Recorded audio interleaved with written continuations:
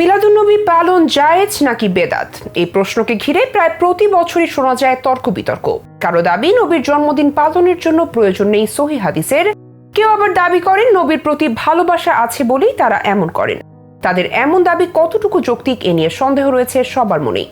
চলুন তাহলে জেনে নেওয়া যাক ঈদে মিলাদুন্নবী পালন জায়েজ নাকি বেদাত। সেই সাথে জানবো নবীর প্রতি সবচেয়ে বেশি ভালোবাসা থাকার পরও কেন ১৬ লাখ সাহাবী ঈদে মিলাদুন্নবী পালন করেননি। রবিউল আউয়াল মাসের ১২ তারিখ এলেই বাংলাদেশ তথা উপমহাদেশে বেশ জোরে সোরে উদযাপিত হয় ঈদে মিলাদুন্নবী, যা বিশ্ব নবীর জন্মদিন হিসেবে পরিচিত। বাংলাদেশের একাধিক অঞ্চলে বেশ ঘটা করেই পালন করা হয় এই আয়োজনটি। বিশেষ করে চট্টগ্রাম, সিলেট, নোয়াখালীতে অত্যন্ত জাঁকজমকপূর্ণভাবে পালন করা হয়ে থাকে। মূলত সুফিবাদীদের হাত ধরেই ঈদে মিলাদুন্নবী উদযাপিত হয়ে আসছে। বছর ঘুরে ১২ রবিউল আউয়ালের আগমন ঘটলেই আমাদের সমাজে দেখা যায় চরম বিভক্তি। একদল মহা ধুমধামে জশ্নে জলুস বের করেন, আরেক দল ততোধিক শক্তিতে এর বিরোধিতা করেন। একদল বলেন নবীজির জন্মের উৎসব করা ইমানের অংশ, এটা সব ঈদের সেরা ঈদ, নবীর প্রতি ভালোবাসা থেকেই তারা এটি পালন করেন। অপর দলের দাবি এটি চরমতম বিদাত, আর এভাবেই একদল আরেক দলকে পথভ্রষ্ট, বিভ্রান্ত, এমনকি ইসলামের চরম দুশ্মন মনে করে। অথচ তলিয়ে দেখলে বিষয়টিকে এত জটিল মনে হবে না। নবীর যুগ থেকে দুটি ঈদ পালিত হয়ে আসছে, এর বাইরে তৃতীয় ঈদ ঈদ নবী কিংবা সাহাবী পালন করেছেন এমন কোনো প্রমাণ কেউ দেখাতে পারেনি।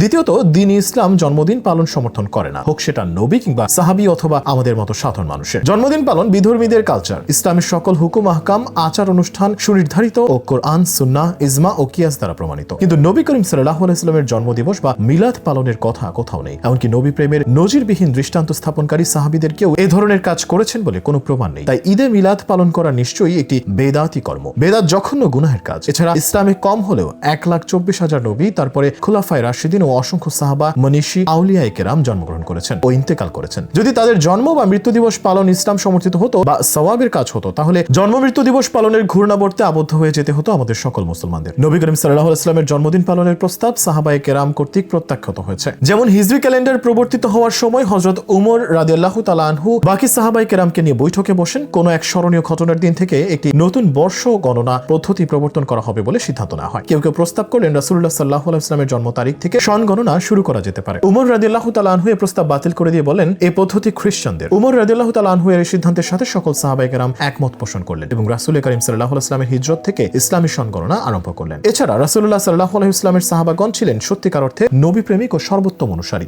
নবী প্রেমের বেনজির দৃষ্টান্ত তারা স্থাপন করেছে। তারা কখনো নবী করিম সাল্লাল্লাহু আলাইহি ওয়াসাল্লামের জন্মদিনে ঈদ বা অনুষ্ঠান পালন করেননি। যদি এটা করা ভালো হতো ও মহব্বতের পরিচয় হতো, তবে তারা তা অবশ্যই করতেন। জন্মোৎসব পালন করা কালচার সম্পর্কে তাদের কোনো ধারণা ছিল না তা বলা যায় না, কেননা তাদের সামনেই তো খ্রিস্টানরা ঈসা আলাইহিস সালামের জন্মদিন বড়দিন উদযাপন করত। তাই যারা কোরআন আর হাদিস মেনে নিজেদের জীবন পরিচালনা করেন, তাদের কেউই ঈদে মিলাদুন্নবীর নামে বহুল প্রচলিত এই বিদাতকে সমর্থন করে না। তাদের যুক্তি হচ্ছে যে বিষয়টি রাসূল সাল্লাল্লাহু আলাইহি ওয়াসাল্লাম নিজে করেননি, সাহাবীরা করেননি। ৬০০ বছর পর গিয়ে যে উদযাপনের সূচনা, তা কখনো ইসলামের অংশ হতে পারে না। এটা স্পষ্টতই বিদাত। ইসলাম কখনো আবেগ দিয়ে চলে না। রাসূলের ভালোবাসায় আবেগে যা ইচ্ছা তা করা কোনোদিন বৈধ হতে পারে না। ইসলামের মৌলিকত্ব ধরে রাখতে হলে অবশ্যই এই ধরনের বিষয় থেকে বিরত থাকা আবশ্যক।